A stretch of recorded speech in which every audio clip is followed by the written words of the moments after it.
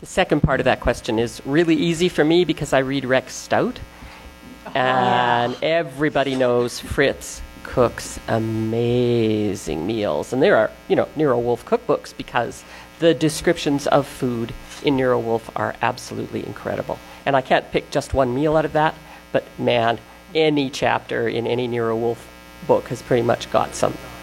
Literally. That's the name of the cookbook, by the way.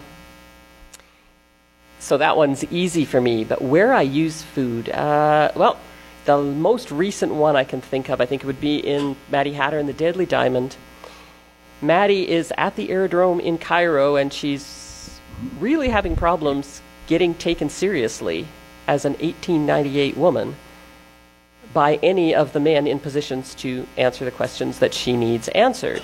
They kind of all want to pat her on the head and send her home. But what she's doing, she sits in the one place in the Cairo air terminal where she can sit without being questioned, and that's in the restaurant having morning coffee.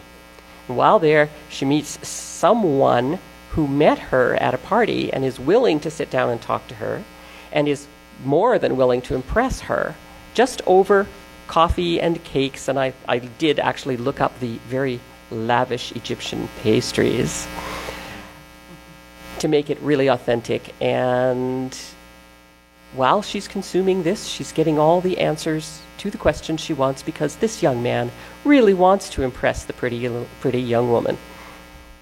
And so for me, that the lush honey-drenched pastries and the richness of the coffee go really well with the getting everything she needs to know, like that. So food is really the answer to getting what you want from a man. Well, one answer. I can't remember reading about food, and I can't remember a book where I thought, oh, that's a great description of food. But I write extensively about food, because my character is Chinese Canadian, and she has lots of money. So culturally, she's attuned to eating good food, and she's not afraid to spend money on it. So I write extensively about it, and I get a lot of comments from readers about it. I get texts and emails from readers who are sitting in restaurants I mentioned, saying I'm having hot and sour soup at the Lucky Season restaurant in Richmond Hill, etc. And I love writing. I mean, I eat too much myself, and I love food, and I like writing about it. So, but culturally, it fits my character, you know.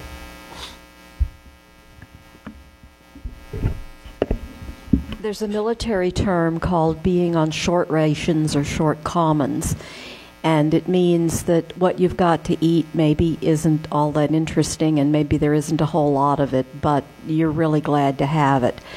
And I like to use food at the end of something difficult, at the end of some kind of a challenge, particularly when I can put the characters on short rations, because they have to share, and even stale crackers taste really good. And it's what's happening with their emotional state in terms of, hey, we survived this, that combines with the food, that I think makes it really powerful. And I'm a sucker for any kind of Southern cooking. You know, if it has got Southern fried chicken or shrimp po' boys or collard greens and cornbread, I'm right there.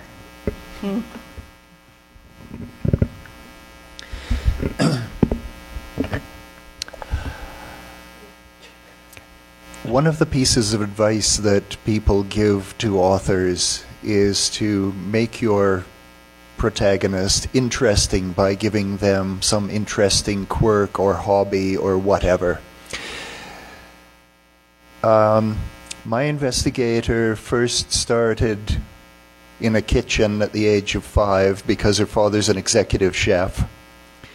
And he would give her like a little piece of celery to cut up with a paring knife so that she could learn how to use a knife properly. And it was their father-daughter time.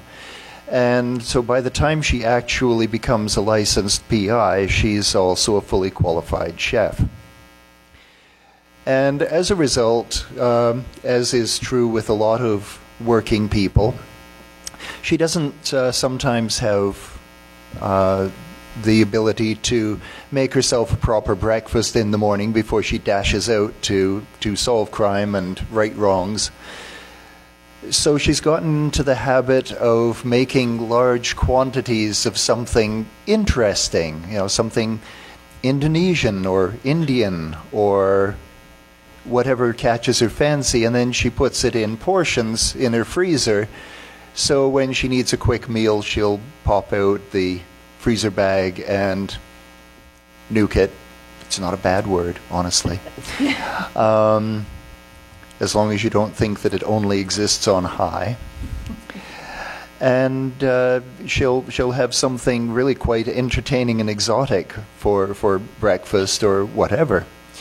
When she and her father get together for a family dinner, of course, then it's no holds barred. But the thing about the cooking for me is that when she, for example, goes to Georgia, she goes to a nice little restaurant by the side of the highway, a few kilometers east of, and my brain has gone completely flat. Capital of Georgia. Anyone? Atlanta. And that's wrong too, actually. Yeah. We're running out of time, Gary, so... Anyway, the flavors, the smells, and the textures of the food add to the experience of that country. You're not just walking the ground, you're also experiencing the cuisine and the thing that becomes part of that people.